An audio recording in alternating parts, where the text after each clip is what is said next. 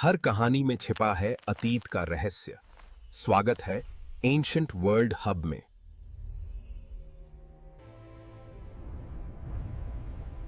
इस कहानी में मुन कैसे उत्पत्ति हुई जानेंगे। चांद की उत्पत्ति।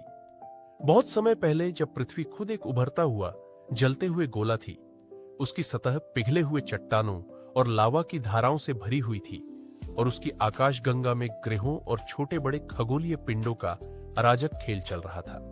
उसी समय एक विशाल अंतरिक्षीय पिंड, जो हम अब केवल सोच सकते हैं, एक दिन पृथ्वी की ओर आया और उसके संपूर्ण गुरुत्वाकर्षण के प्रभाव में धीरे धीरे नजदीक हुआ। यह पिंड इतना बड़ा और शक्तिशाली था कि उसके संपर्क से पृथ्वी की पिघली हुई सतह में तेज कंपन और भूकंप जैसे झटके उत्पन्न हुए और उस टकराव की ऊर्जा ने पृथ्वी की बाहरी परत को चीरते हुए कई विशाल अंतरिक्ष में उछाल दिए। और ये टुकड़े न केवल पृथ्वी के तत्वों से बने थे, बल्कि उनमें ऊर्जा, गर्मी और घूमने की गति भी थी।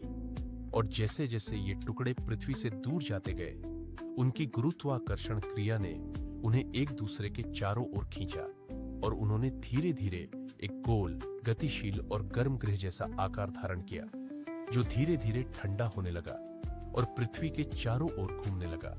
और यही वह शुरुआत थी जो हमें आज चांद के रूप में दिखाई देती है, क्योंकि उस क्षण से पृथ्वी और उसके उपग्रह के बीच एक ऐसा गुरुत्वीय नृत्य शुरू हुआ जिसमें समय के साथ पृथ्वी की गति और झुकाव, समुद्रों और वातावरण की संरचना और यहाँ तक कि जीवन के जन्म के लिए उपयुक्त परिस्थितियां निर्मित हुई।